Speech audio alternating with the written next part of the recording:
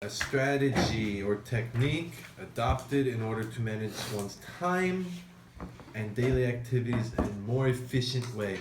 I think the key is being more efficient. I see these a lot of times on Facebook or YouTube or Twitter. Life hacks, things to do around your house to save time or to make things easier. It's just a lot of times making things easier.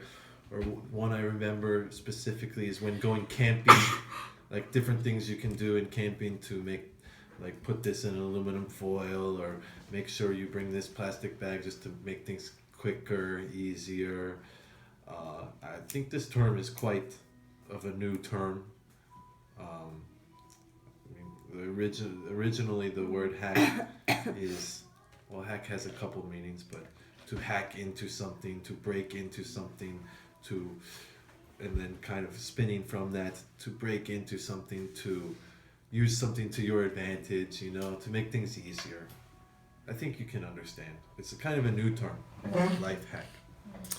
Number 2, brown. One Yes. question. So you mean hack means like a skill? Just The word just hack Yeah. has a couple meanings. I think the original meaning hack to like chop at something, also to hack like a computer, to hack into something, to break into something. But in this case, it means like a skill or technique. No, you don't use hack like in As a skill. No, by itself it would not mean skill. In here, I think it kind of reminds me of like cheat code when you're playing video games or something, like a way to cheat, a way to be smarter than everyone else. Yeah, a way to, like that, a hack, a cheat. Number 2, brown bag. So this is talking about, I guess it's kind of stereotypical when you bring your own lunch to work or to school in the brown paper bag. Brown paper bag that you can get from Mart or grocery store or something. That's why it's called brown bag. So maybe if you don't want to pay for the lunch, or maybe I remember for 1 week or two, like the cafeteria was broken, so you had to bring your own lunch. So a lot of times you can say, I'm going to brown bag it. I'm brown bagging it. I'm brown bagging it means I'm bringing my own lunch. It doesn't actually literally have to be in the brown bag. That is just the stereotypical thing that you think of. To bring your own lunch instead of buy it. Bypass. Quite easy, means to go around, to avoid. This word is often used with traffic and cars. A lot of times they will build a highway and it's called the bypass.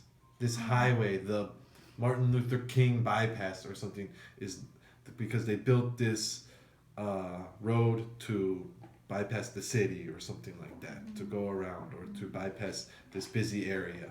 A lot of times you will see instead of called interstate or route or street, a highway might be called a bypass, but it is also used for stuff other than traffic.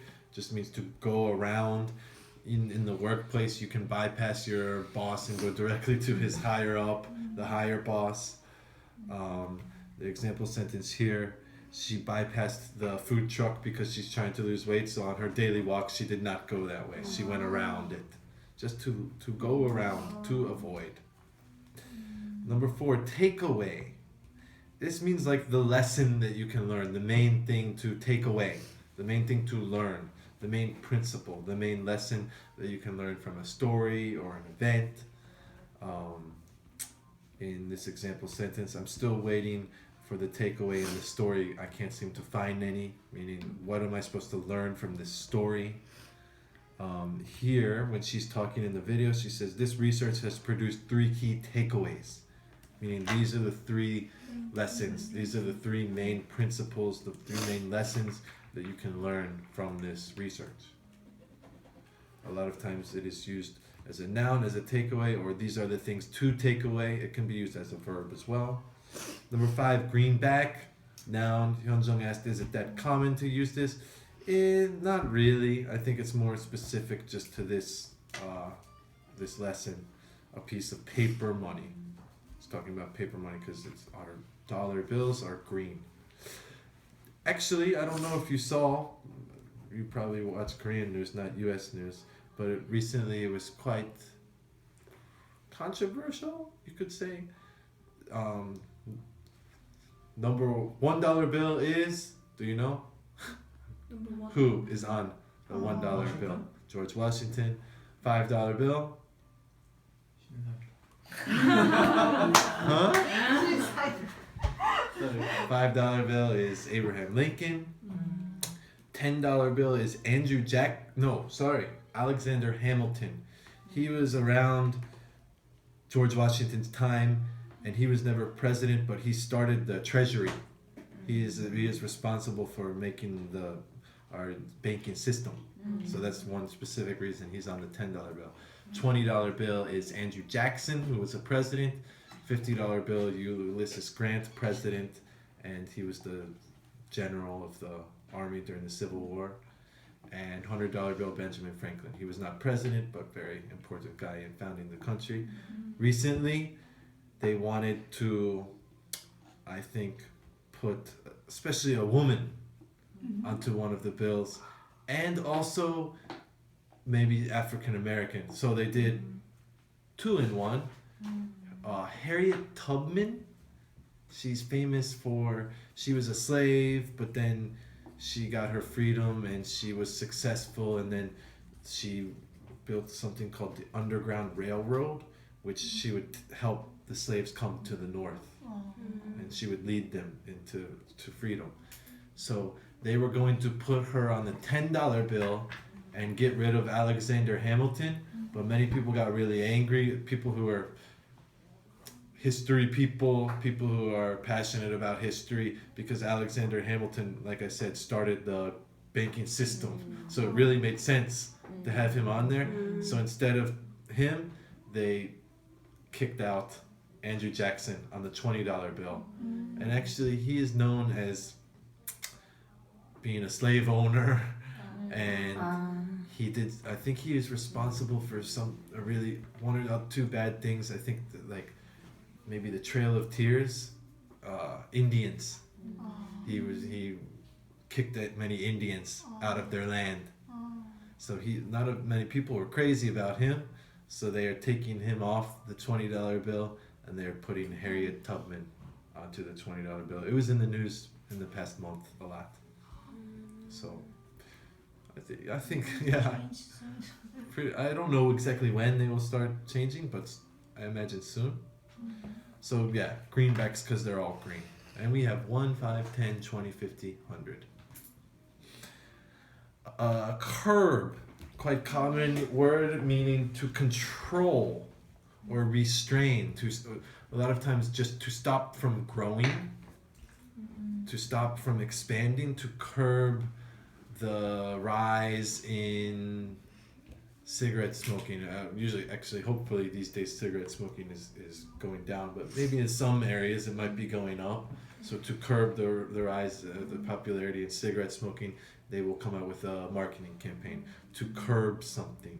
So usually you are curbing something that is growing that you don't want, right? You would not want to curb your profits growing. Why would you do that? You're going to curb something that is bad, something that is unwanted. Example sentence: teachers and student leaders work hand in hand to curb bullying in school. Bully, like fighting on smaller people. They say to curb your spending. All very common to use with spending, something like that, because spending is something that you want to keep low. You can use for many different instances, a quite common word. And number 7, another useful idiom, at will. So it just means whenever you wish, anytime, at will. At will. I'm trying to find how they used in the... so it's doubly hard to spend them at will. Just spend them whenever you want. I will use sports example again. A lot of times if a guy is really good at scoring, they say, oh, he can score at will. Just whenever he wants, he can score. You can do this at will. Sometimes it says at your own will is sometimes thrown in there, meaning whenever you choose to specify it as your choice as opposed to not someone else's. So those are the 7 vocabulary words. I think they're all quite common and useful. Greenback, not too common. Brown bag is pretty specific. Life hack is pretty specific, but especially bypass, takeaway, curb, at will. Those 4 I think are really good and useful.